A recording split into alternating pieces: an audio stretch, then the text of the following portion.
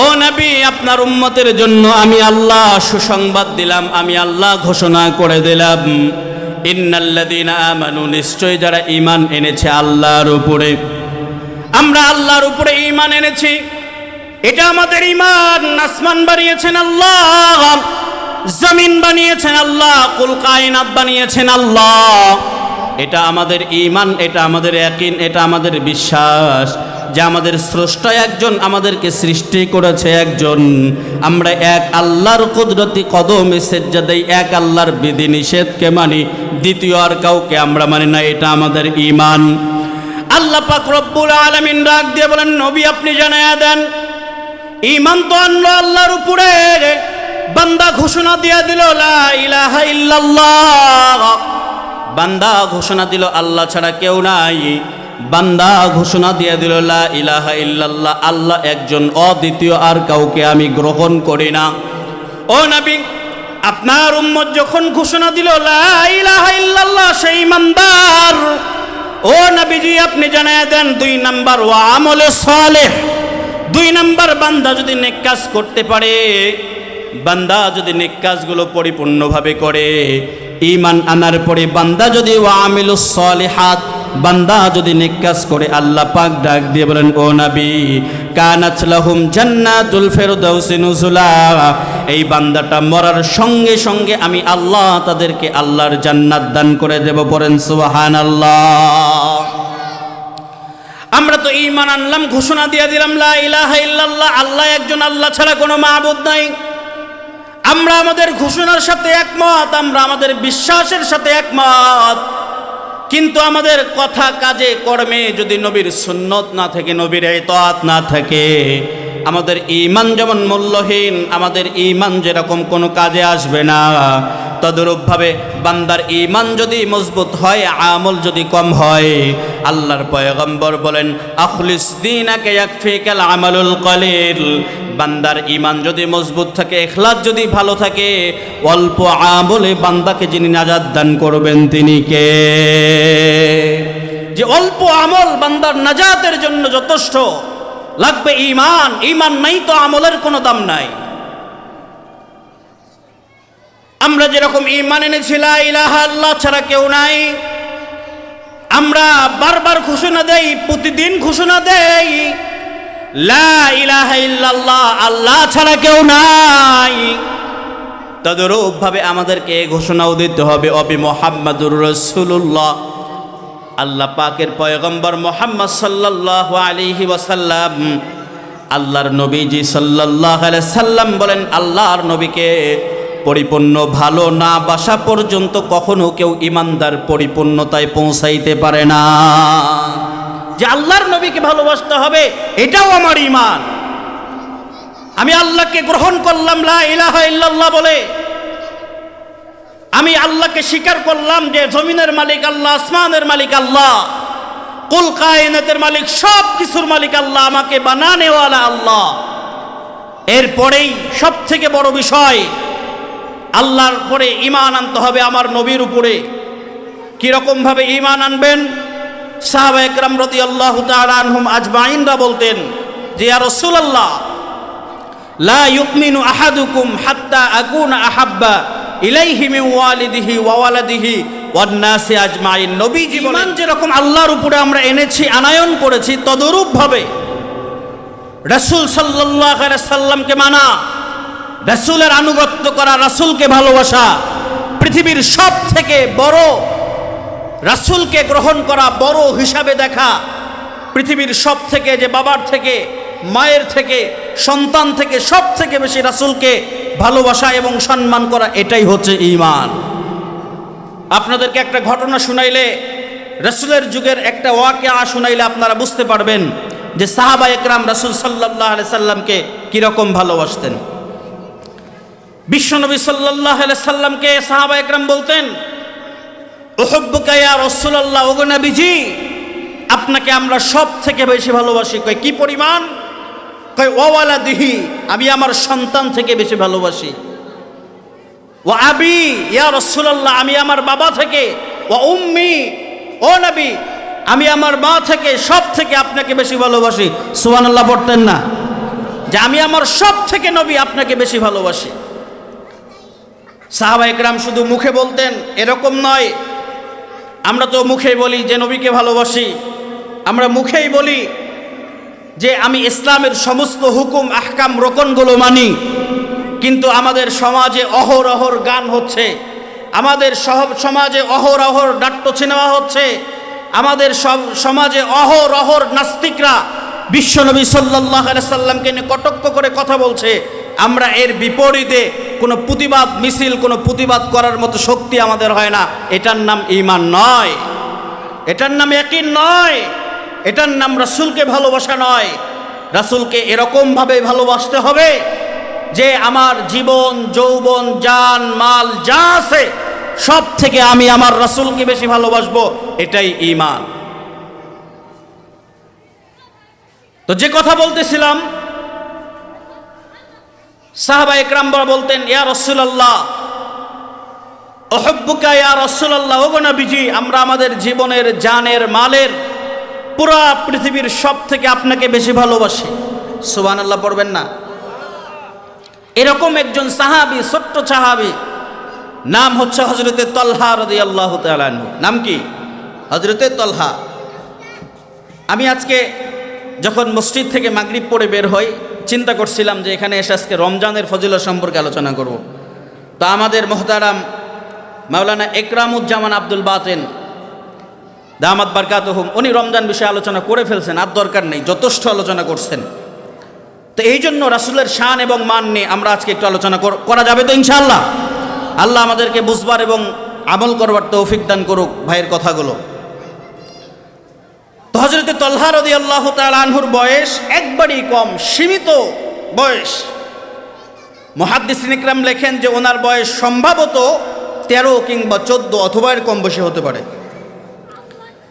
আল্লাহর রাসূলের সামনে আয়েশা বলতেছেন বিশ্বনবী সাল্লাল্লাহু আলাইহি সাল্লাম যুদ্ধের ময়দান থেকে যুদ্ধ করে নবীজি সাল্লাল্লাহু আলাইহি সাল্লাম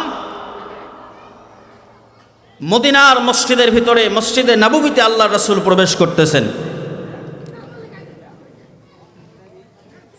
আল্লাহ পাক রব্বুল আলামিন ডাক দিয়ে বলেন, ও নবী আপনার সঙ্গে যারা সম্পর্ক রাখবে, আপনাকে যারা ভালোবাসবে, আপনার সঙ্গে যারা মহাব্বত থাকবে, ওগো আল্লাহর পয়গম্বর আপনি আপনার উম্মতদেরকে জানিয়ে দেন ঈমানের পরে কেউ যদি আল্লাহ এবং রাসূলের উপরে পরিপূর্ণ ইস্তেকামত রেখে আল্লাহর দিন মানে, ওগো নবীজি কেউ যখন আপনাকে ভালোবাসে আপনার উপরে ঈমান আনে, আল্লাহর উপরে ঈমান আনে, ইয়া রাসূলুল্লাহ আপনি বলে দেন আপনার উম্মতকে আমি আল্লাহ জান্নাত দান করে দেই। হযরতে তালহা রাদিয়াল্লাহু তাআলা আনহু নবীজি যুদ্ধের ময়দান থেকে নবীজি মসজিদের নববীতে প্রবেশ করার জন্য নবীজি আগমন করলেন। এমন সময় হযরতে তালহা বাবার হাত ধরে মসজিদের নববীর দিকে দৌড়ে আসতেছেন। আসার পরে নবীজির সামনে আয়েশা বলতেছেন, উহিব্বুকা ইয়া রাসূলুল্লাহ, ও নবী আমি আমার জান আমার মাল আমার সব কিছু থেকে আপনাকে বেশি ভালোবাসি। নবীজি বললেন, তালহা তুমি কি বুঝে শুনে তোমার বাপ লাত এবং উজ্জার পূজা করে, তোমার বাপ মূর্তি পূজারী, তোমার মা মূর্তি পূজারী, তোমার বংশের সবাই মূর্তি পূজারী, তুমি যে নবীকে ভালোবাসো এই কথা কি বুঝে শুনে বলেছো নাকি না বুঝে বলেছো? কয় ইয়া রাসূলুল্লাহ আমি ছোট হতে পারি কিন্তু আমার ঈমানটা এত বড় এত মজবুত। ও আল্লাহর পয়গম্বর আপনার জন্য আমি আমার বুকের কলিজা ছেড়ে কলিজা আপনার সামনে আমি উপস্থিত করে হাজির করতে পারি। সুবহানাল্লাহ। আল্লাহর রাসূল সাল্লাল্লাহু আলাইহি সাল্লাম বললেন, তালহা তুমি যেহেতু বলছো তুমি নবীরে ভালোবাসো, ইয়া রাসূলুল্লাহ বলছি হাজার বার বলি, পুরো পৃথিবী এক পাল্লায়, আপনার ভালোবাসা যদি এক পাল্লায় রাখা হয়, ওগো আল্লাহর পয়গম্বর আপনার ভালোবাসা বেশি হবে নবীজি। আমি তালহা ছোট হতে পারি কিন্তু আমার ছোট কলিজায় আপনার ভালোবাসা ছাড়া আর কোনো শব্দ এখানে সংরক্ষিত নাই। পড়েন না সুবহানাল্লাহ। আল্লাহর রাসূল সাল্লাল্লাহু আলাইহি সাল্লাম তালহাকে বললেন, তালহা এখন যদি আমি তোমাকে কোনো পরীক্ষা করি তুমি কি পরীক্ষায় উত্তীর্ণ হইতে পারবা? কয় ওগো আল্লাহর পয়গম্বর আমার জীবন যতদিন আছে, আমার হায়াতের জিন্দেগিতে যতদিন আমি বেঁচে আছি, ওগো পয়গম্বর, এমন কোন কথা, এমন কোন কাজ আপনি বলবেন যে কথা এবং কাজ আমি তলহার পক্ষে অসম্ভব, এরকম কোনো কাজ আমার কাছে নাই। আপনি যাই বলবেন তাই আমি করে দেখাবো। নবীজি সাল্লাল্লাহু আলাইহি সাল্লাম বললেন, তলহা, ঈমানের অগ্নি পরীক্ষায় তোমাকে যদি কোনো পরীক্ষা নেওয়া হয়, ইয়া রাসূলুল্লাহ, ইয়া হাবিবাল্লাহ, ওগো আল্লাহর পয়গম্বর, আপনি এখন আমাকে যে পরীক্ষা নেবেন ওই পরীক্ষা ইনশাআল্লাহ আমি দেওয়ার জন্য প্রস্তুত আছি। নবীজি বললেন, ওই যে দূরে তাকায় দেখো তোমার বাবা, ওই বাবার গর্দান যদি কেটে আনতে পারো, আমি নবী ঘোষণা দিয়া দেব তুমি যুগের শ্রেষ্ঠ সাহাবী। আমি নবী ঘোষণা দেব তুমি যুগের শ্রেষ্ঠ সাহাবী। আমি ঘোষণা দিলাম তুমি যদি বাবার গর্দান আনতে পারো, তুমি যদি বাবার গর্দান কেটে আনতে পারো, তুমি যদি বাবার গর্দান নিয়ে আসতে পারো, আমি নবী ঘোষণা দিলাম আমি এবং তুমি তলহা একসঙ্গে আল্লাহর জান্নাতে প্রবেশ করব। সুবহানাল্লাহ পড়েন। কত বড় পরীক্ষা যে বাবার গর্দান কাটতে হবে, কত বড় পরীক্ষা আল্লাহ রাসূল সাল্লাল্লাহু আলাইহি সাল্লাম দিলেন যে বাবার গর্দান যদি কেটে আনতে পারো, আমি নবী ঘোষণা দেব যে তুমি যুগের ভিতরে সব থেকে শ্রেষ্ঠ সাহাবী। হযরত তলহা রাদিয়াল্লাহু তাআলা আনহু ডাক দিয়ে বলতেছেন, ওগো পয়গম্বর, আমি তো ছোট মানুষ, আমার কাছে তরবারি নাই। ওগো নবীজি, আপনি যুদ্ধের ময়দান থেকে আসেন, এই তরবারি যদি আপনি আমারে দেন, ওগো নবীজি, আমি এই তরবারি নিয়ে দৌড় দিয়ে বাবার গর্দান কেটে আনবো, 1 মিনিটও দেরি করব না। আল্লাহর রাসূল সাল্লাল্লাহু আলাইহি সাল্লাম তলহার হাতের ভিতরে নবীজি তরবারিটা দিয়ে দিলেন। তরবারি দেওয়ার পরে আল্লাহর রাসূল সাল্লাল্লাহু আলাইহি সাল্লাম তরবারি যখনই দিলেন, তলহা দৌড়ায়া তরবারি নিয়ে বাবার সামনে গিয়ে ডাক দিয়া বলে, আব্বা জান, ও বাবা, আপনি আমারে মাফ কইরা দেন। ও বাবা, আপনি আমারে বড় কষ্ট করে লালন পালন করছেন, আপনি আমারে বড় আদর করে যত্ন করে লালন পালন করে বড় করছেন। বাবা গো, আপনি যে কি পরিমাণ কষ্ট করে আমারে বড় করছেন আমি দেখেছি। এই যে আপনি এত কষ্ট করে না খেয়ে না ঘুমিয়ে কাজ কাম করে আপনি আমাদের জীবিকার ব্যবস্থা করেছেন, কিন্তু বাবা গো, আপনার কাছে আমি মাপ চাই। আমার নবীজি বলেছেন, ইমানদারের কাছে নবীর আদেশ সব থেকে বড়, ইমানদারের কাছে আল্লাহর আদেশ সব থেকে বড়। আমার নবীজি বলছেন, আমি যদি আমার বাবার গর্দান থেকে কল্লাকে কাইটা নিয়ে আসতে পারি, আমার নবী ঘোষণা দিবেন এই যুগের ভিতরে সব থেকে শ্রেষ্ঠ সাহাবী আমি। ও বাবা, আপনি আমারে মাফ করে দেন। তলহা রাদিয়াল্লাহু তাআলা আনহু তরবারি বাইর করে বাবার গর্দানের ভিতরে ধরছেন, গর্দানের ভিতরে তরবারি ধরছেন। আল্লাহর রাসূল সাল্লাল্লাহু আলাইহি সাল্লাম দৌড়ে চলে আসেন। আয়েশা দেখেন অবস্থা এত ভয়াবহ হয়ে গেছে, তলহা তরবারিটা বাবার গর্দানের সামনে ধইরা বলতেছেন, বাবা, আপনি আমারে মাফ করে দেন। আমি যদি তরবারি দিয়া আপনার গর্দান কেটে নবীর সামনে আনতে পারি, নবীজি ঘোষণা দিবেন যুগের শ্রেষ্ঠ সাহাবী আমি। ও বাবা, আপনার মতো বাবাকে আমি কোরবান করতে পারি, আমার নবীর ভালোবাসার কাছে বিলীন করতে পারি। ও বাবা, আমি এরকম মা বাবা সন্তান সব কিছুর ভালোবাসা থেকে নবীর ভালোবাসা আমার কাছে বড়। আমার রাসূল বলেছেন, আমার নবীজি বলেছেন, যদি বাবার গর্দানটা আমি আনতে পারি, আমার বাবা গর্দান যদি আমি বাবার গর্দানটা আনতে পারি, আমার নবী ঘোষণা দিবেন আমি সব থেকে শ্রেষ্ঠ সাহাবী। এই কথা বলতে হযরতে তলহা চোখের পানি ছেড়ে দিয়েছেন।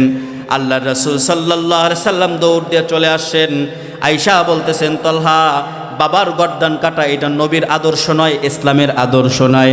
তোমার বাবারে আমি পরীক্ষা করার জন্য তোমার বাবার কাছে তরবারি নিয়ে পাঠিয়েছিলাম। আল্লাহ পাক তোমার পরীক্ষার উপরে সন্তুষ্ট হয়ে বলেছেন, আল্লাহ পাক তোমাকে এত পছন্দ করেছেন যে আল্লাহ পাক তোমাকে আল্লাহর প্রিয় বান্দার কাতারের ভিতরে আল্লাহর নাম লিখে নিয়েছেন। সুবহানাল্লাহ। যে ইসলামের কোনো বিধান বাবা মাকে কষ্ট দেওয়া নয়, ইসলাম শিক্ষা দেয় পিতামাতার খেদমত করেন, এটা ইসলামের শিক্ষা। আল্লাহর রাসূল সাল্লাল্লাহু আলাইহি সাল্লাম বলেছেন যে পিতামাতার পায়ের নিচে আল জান্নাতু তাহতা আকদামিল উম্মাহাত, পিতামাতার পায়ের নিচে আল্লাহ পাক রব্বুল আলামিন সন্তানের জান্নাতের সুসংবাদ আল্লাহর রাসূল দিয়েছেন। এটা একমাত্র আমাদের নবী মুহাম্মদুর রাসূলুল্লাহর উম্মতের জন্য। সুবহানাল্লাহ, চিৎকার করে পড়েন সুবহানাল্লাহ। যে এটা হচ্ছে ঈমান, যে আমার দৃষ্টিকোণে ধরে না যে গান বাজনা কেন হারাম করেছে, আমার দৃষ্টিতে ধরে না যে রমজানের রোজা আল্লাহ কেন রাখতে বলেছেন, আমার দৃষ্টিতে ধরে না দাড়ি রাখার আদেশ আল্লাহ পাক কেন করেছেন, আমার দৃষ্টিতে ধরে না যে শরীয়তের বিধি নিষেধগুলো আল্লাহ পাক কেন আরোপ করেছেন। আরে আপনার বুঝে ধরুক আর না ধরুক, মানার কাজ আপনার এই মানার ভিতরে যিনি কামিয়াবি রেখেছেন, আওয়াজ করে বলেন তো তিনি কে? যে এইটার কামিয়াবি আল্লাহ পাক আপনাকে দিবেন। এই জন্য ভাই, ঈমান আনতে হবে আল্লাহর উপরে, ঈমান আনতে হবে আমার নবীর উপরে। পৃথিবীর সব কিছু থেকে আমার নবী বড়, এ কথার ঘোষণা এবং সুসংবাদ দিতে হবে। এ কথাকে গলা উঁচু করে, এ কথাকে মাথা উঁচু করে বলতে হবে যে নবী মুহাম্মদ আবার কলিজা, নবী মুহাম্মদুর রাসূলুল্লাহ সাল্লাল্লাহু আলাইহি ওয়াসাল্লামের আদর্শ আমার আদর্শ। কোনো ইহুদি, খ্রিস্টান, নাসারা, বেদিন এবং নাস্তিকদের বানানো কোনো পথ এবং মত মুসলমানের আদর্শ হতে পারে না। আওয়াজ করে কথা বলেন ঠিক কি না? যেটা মুসলমানদের কোনো পথ নয়, মুসলমানদের একটাই পথ, রাসূলের দেখানো পথ, ইহদিনাস সিরাতাল মুস্তাকিম। সহজ সরল পথের জন্য যে নবীজি দোয়া করেছেন, এটাই মুসলমানদের জন্য কামিয়াবির পথ। ভাইরা আমার, আমি যে আয়াতে কারিমা তেলাওয়াত করেছিলাম, রব্বুল আলামিন বলছেন যে ইন্নাল্লাযীনা আমানু, নিশ্চয়ই যারা ঈমান আনয়ন করেছে, ওয়া আমিলুস সালিহাত, এবং নেক কাজ করে। এই আয়াতের তাফসীর করতে গিয়ে হারদুই হযরত নামে পরিচিত আখতার সাহেব রহমাতুল্লাহি আলাইহি তিনি বলেন, কেউ যদি 6 তাসবির উপরে আমল করতে পারে, আল্লাহ পাক রব্বুল আলামিন মৃত্যুর আগে তাকে আল্লাহর ওলি বানাইয়া আল্লাহ পাক তাকে কবরে নেবেন। চিৎকার করে পড়েন সুবহানাল্লাহ। এতগুলো মানুষ, আওয়াজকে আর একটু জোরে হওয়া দরকার না? জোরে পড়েন সুবহানাল্লাহ। আচ্ছা, আল্লাহ পাক রব্বুল আলামিন ডাক দিয়ে বলেন, ওগো নবীজি, আপনার উম্মতের জন্য সুসংবাদ আমি শোনায়া দেই। আপনার উম্মত যদি 6 কাজের সাথে সম্পৃক্ত থাকে, আপনার উম্মত যদি 6টি আমল করতে পারে, আল্লাহ পাক তাদেরকে আল্লাহর জান্নাত বিনা হিসাবে আল্লাহ পাক দান করে দিবেন। পড়েন না সুবহানাল্লাহ। 1 নাম্বার, ঈমান আনতে হবে। ও বহেরার চালা নতুন বাজারের মুসলমান, একটু আওয়াজ করে বলেন তো, আমরা ঈমান এনেছি কার উপরে? আর একটা আওয়াজ করে বলেন না, কার উপরে ঈমান এনেছি? জোরে বলেন না আল্লাহু আকবার। আর একটা আওয়াজ করে পড়েন না আল্লাহু আকবার। আমরা ঈমান এনেছি আল্লাহর উপরে। আমরা এই সুসংবাদ মানুষদেরকে শোনায়া দেই যে আমরা আল্লাহর জন্য সব করতে পারি। আমরা এই ঘোষণা দেই যে আল্লাহ ছাড়া এই দুনিয়াতে আমাদের আর কেউ নাই। আমরা এই কথাকে স্পষ্টভাবে বলতে জানি। আমরা আমাদের সিরাত এবং সুরাতের মাধ্যমে প্রকাশ করি। মাথার ভিতরে টুপি দেই দিয়া এই কথা প্রকাশ করে যে আল্লাহ একজন, আল্লাহ ছাড়া এই জমিনে আর কেউ নাই। আমার স্রষ্টা একজন, আমার রিজিক দেনেওয়ালা আল্লাহ, আমাকে সম্মান দেনেওয়ালা আল্লাহ, আমাকে বেইজ্জতি করনেওয়ালাও আল্লাহ। আল্লাহ যদি কাউকে সম্মান দেয়, সম্মান পাওয়ার পরে অপব্যবহার যদি কেউ করে, মানুষদের উপরে কেউ যদি জুলুম করে, দুপুরের খাবার রান্না হয় কিন্তু খাওয়ার মতো তাদের সৌভাগ্য হয় না। কথা বলেন ঠিক কি না? যে জুলুম করতে করতে যখন মানুষ ভুলে যায় যে আল্লাহ একজন আছেন, এই কথাটা ভুলে যাওয়ার পরে আল্লাহ তাকে হালাক করে দেন, ধ্বংস করে দেন। 16 বছর লাগে জুলুম করছে, ছাত্র আন্দোলনে বেশি সময় লাগছে না, আল্লাহ পাক নিঃশেষ করে দিয়েছেন। বলেন তো, এই কাজে যিনি সাহায্য করেছেন তিনি কে? কারণ রাসূলের হাদিস আমরা পড়েছি, উনদুর আকা জালিমান নাও মাজলুমান। ভাই যদি জালেম হয় সাহায্য করেন, ভাই যদি মাজলুম হয় সাহায্য করেন। আমাদের ভাই না তো আমাদের বোন, আপা জুলুম করতে করতে এমন পর্যায়ে পৌঁছায় গেছিল যে আলেমদেরকে ধরে জেলে ভরতো, আলেমদেরকে গুম করতো, হত্যা করতো, মারতো, দেশের ব্যাংকগুলো লুট করছিল। একবারে ওয়ার্ড কাউন্সিলর থেকে শুরু করে সংসদ পর্যন্ত নিজের লোক দিয়া স্বৈরাচারী ব্যবস্থাপনা তৈরি করেছিল। বলেন তো, এই ক্ষমতা যিনি শেষ করে দিয়েছেন তিনি কে? ওই আল্লাহ আছে না নাই? এখন আপনারা ক্ষমতা পাওয়ার পরেই ক্ষমতা পাওয়ার আগেই যা শুরু করছেন, আপনারাও যদি আওয়ামী লীগ স্বৈরাচারের মতো করেন, আল্লাহি রবের কসম আপনাদেরকেও ক্ষমতা থেকে লাঞ্ছিত করে যিনি নিচে নামায়া দিতে পারবেন তিনি কে? এই জন্য আল্লাহকে ভয় করেন। এক নম্বরে ঈমান, আল্লাহকে ভয় করতে হবে। আল্লাহকে ভয় করব তো ইনশাআল্লাহ, আল্লাহ আমাদেরকে তৌফিক দান করুক। 2 নাম্বার ওয়া আমলে সালেহ, নেক কাজ করতে হবে। কি করতে হবে? জোরে বলেন, আরো জোরে বলেন, কি করতে হবে? নেক কাজ করতে হবে। আবরারুল হক সাহেব রহমতুল্লাহি আলাইহি তিনি বলেন, কেউ যদি 3টা আমল করতে পারে এবং 3টা গুনাহ থেকে বাঁচতে পারে, আল্লাহ পাক তাকে আল্লাহর ওলি বানায়া আল্লাহর কবরে নেবেন। জোরে পড়েন না সুবহানাল্লাহ। 1 নাম্বার, চোখের গুনাহ থেকে বেঁচে থাকবো ইনশাআল্লাহ। চোখ দিয়ে খারাপ কিছু দেখা যাবে? পরনারীর দিকে তাকানো যাবে? হ্যাঁ, গান, সিনেমা, নাটক এগুলো দেখা যাবে? কথা বলেন না কেন? দেখা যাবে? গান, সিনেমা, নাটক এগুলো দেখা যাবে না। আল্লাহ পাক ডাক দিয়ে বলেন যে কুল্লিল মুমিনিনা ইয়াগুদ্দু মিন আবসারিহিম ওয়া ইয়াহফাযু ফুরুজাহুম যালিকা আযকা লাকুম। মুমিন শোনো,